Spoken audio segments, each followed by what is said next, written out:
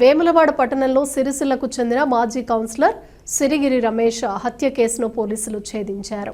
వివరాల్లోకి వెళితే చందుర్తి ప్రాంతంలో గల భూమిని ఎస్సీ కార్పొరేషన్ లోన్పై పెట్రోల్ బంక్ స్థాపన కోసం చిర్రం రవి సిరిగిరి రమేష్ పేరుతో రిజిస్ట్రేషన్ చేయించాడు.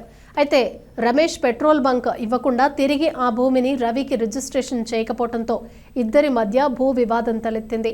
ఈ భూమి తనదేనని చెప్పుకుంటూ రమేష్ దానిని ఇతరులకు అమ్మేందుకు ప్రయత్నాలు ప్రారంభించాడు.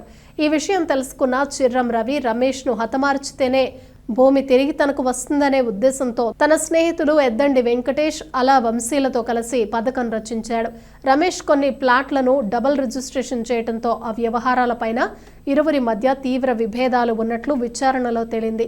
ఈ కేసులో ఇప్పటికే ఎద్దండి వెంకటేష్ అలా వంశీలను అరెస్ట్ చేసి రిమాండ్కు తరలించిన పోలీసులు తాజాగా ప్రధాన నిందితుడు చిర్రం రవిని కూడా పట్టుకుని రిమాండ్కు తరలించారు.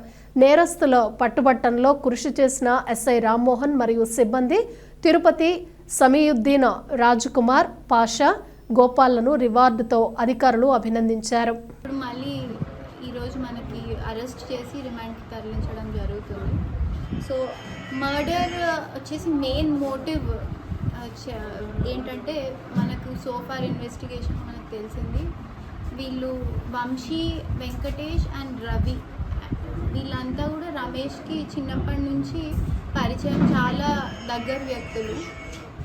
సో ఇందులో రవి మెయిన్గా మనకి ఇన్వెస్టిగేషన్లో తెలిసింది ఏంటంటే రవిది ఒకటి చందుర్తిలో ఒక ల్యాండ్ ఉంది. ఆ ల్యాండ్ రమేష్ పేరు మీద రిజిస్ట్రేషన్ చేపిస్తాడు ఎస్సీ అనేసి.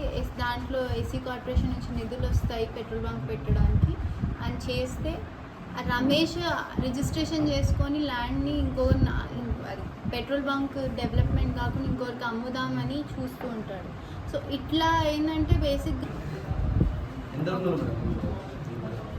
మర్డర్లో ఇప్పుడు సోఫార్ నేను అదే అంటున్నా, సోఫార్ మనం 3 మెంబర్స్ని గుర్తించాం. 3rd మెంబర్ ఈరోజు వెళ్తున్నారు. మెయిన్గా సీన్లో మనకి ఉన్నది ఈ ముగ్గురు అనేది అయితే తెలుస్తుంది.